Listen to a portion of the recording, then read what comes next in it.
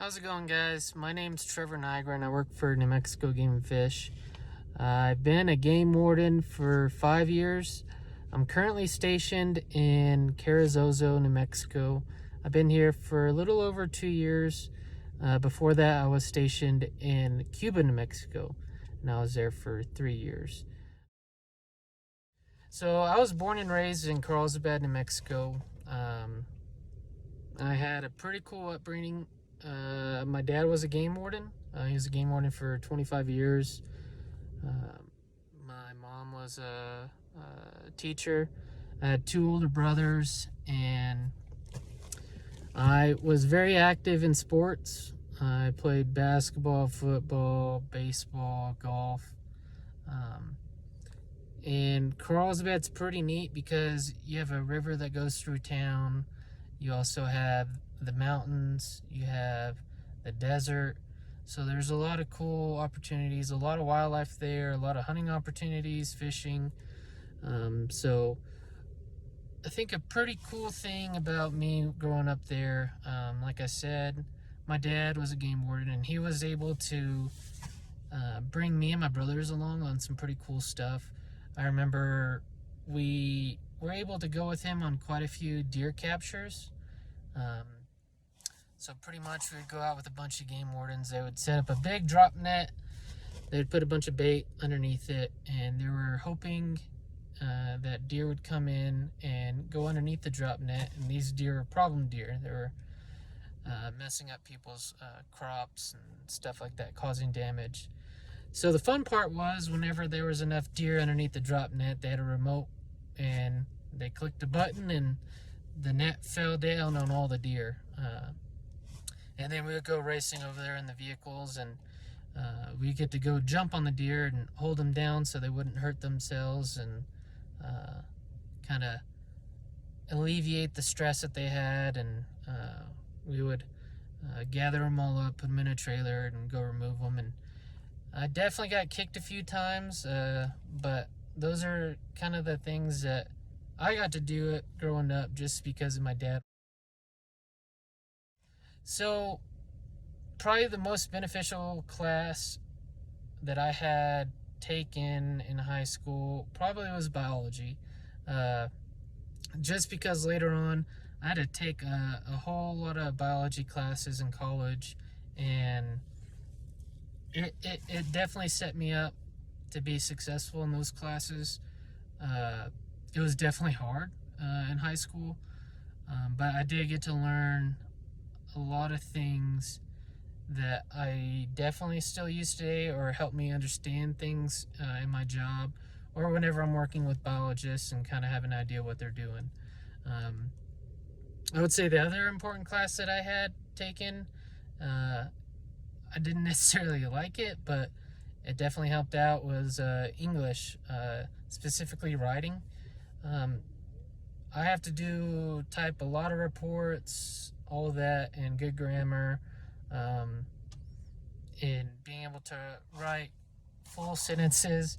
It goes a long way, and you don't have to make as many corrections in your reports and stuff like that. Also, with that, whenever I took English in high school, we always did presentations in front of classes. So that helped with my public speaking. Even right now, I'm just talking to my phone, and I don't know, I'm still nervous. So I always get nervous whenever I'm in front of people, groups of people, but that helped me out. So I have a bachelor's degree from New Mexico State University in wildlife sciences. You can get one in forestry, criminal justice, anything that has to do with something that's going to be a part of your career. So once you graduate college, you have your bachelor's degree, and you apply, you get hired. The next step that you have once you're hired is you get sent to the police academy. My police academy was 19 weeks. It's a long time. It can be challenging. you definitely learn a lot. It can be stressful, more schooling, more tests, but once you complete that, then you get certified. And then with Game and Fish, you also do what we call rookie school, and that is pretty much you're learning all the laws that apply to Game and Fish. You're learning all the different things that we do as far as roadblocks, decoys, how to check fishermen, how to check hunters, search warrants. It's kind of tailored to what game wardens do, which is a wide variety of things, and it's actually really fun. Recruit school, rookie school, it's a blast actually, and you're learning a lot, but I enjoyed it a lot. I learned a lot. So, being game warden, I have a pretty unique job. No 2 days are ever the same. So my days consist of responding to wildlife complaints. I'm checking fishermen, hunters, OHV users, so your side-by-sides, your four-wheelers, making sure everyone is safe, they have proper equipment, they have registration. I'm also helping out fisheries, doing electroshock surveys in the lakes. I'm trying to get a population estimate for those lakes. Also helping our biologists with elk surveys. Usually we do those in helicopters, so it's a aerial survey, and you're going out there to count elk, which is pretty fun, and it's pretty cool to ride around in a helicopter. We also do I've helped out with calf elk captures. So we fly around, we're looking for elk, and then it's usually around whenever they have calved, and then you'll find a little calf bedded underneath the tree. We land the helicopter and get out, and we go tackle and do everything, get all the data that we need. I also do hunter education. I go talk to classrooms about conservation, education. I also, since we are game wardens, we are law enforcement, so I do deal with, or game wardens in general deal with law enforcement. So we're helping out our state police officers in the area, our deputies, officers in our town. So we're dealing with everything from talking to kids in classes to checking hunters to helping with criminal investigations with other officers from other departments. So it's a wide variety of things, and I think it's fun. Another cool thing about our job is I don't work out of an office. I'm in my office right now, so my truck is my office. I have my computer here, my radio. So it's pretty cool. Wherever I'm at, that's my office, or I can work from home if I have a lot of paperwork to get done. But usually I'm just out in the woods, driving around, trying to find people to talk to them, whatever's going on. If it's a hunting season, checking their license, checking camps, see if they've harvested anything. So that's fun. I like to interact with people, especially during hunting season. Something that I bond with people on is hunting. And it's pretty cool to see kids out and they're on their first deer hunt, or they're on their first elk hunt, and you get to have a positive interaction with them, and that's the kind of stuff that I enjoy doing, and I look forward to that.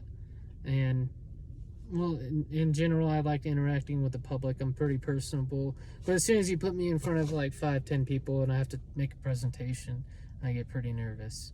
But I can talk to anyone, just as long as it's not a group. Career-wise, I hope to have promoted, whether it be to a corporal or a sergeant, which is a supervisory role. Right now, I'm a district officer, so I'm not supervising anyone. I'm kind of the manpower, part of the manpower for our department. As far as working towards that next step, I've been going to a lot of trainings, supervisory role trainings, to become a field training officer, an instructor, trying to volunteer for many opportunities for trainings as possible, and that's kind of what I'm working towards right now. And there should be some opportunities in the next 5 years for me to have the opportunity to promote, and I'm just trying to set myself up right now to where I've gone to as many trainings, been educated, trying to make myself the best applicant as possible. So growing up with my dad being a game warden, I've got to be around a lot of game wardens and our department. So I was kind of a know-it-all little kid. I was a brat. So whenever I got closer to becoming a game warden, getting hired on, I was kind of a know-it-all. And it didn't take me long to figure it out that I don't know it all. And it humbled me very much. So I would say those two, being humble and knowing that you don't know it all, that has helped me out in my career very much. People that are your supervisors or above you, teachers, whatever it is, they're not trying to lead you in the wrong direction. If they're telling you something, it's probably important and you should probably listen. They're not trying to steer you in the wrong direction. They're trying to steer you in the right direction. So I'd say being humble and knowing that you don't know it all.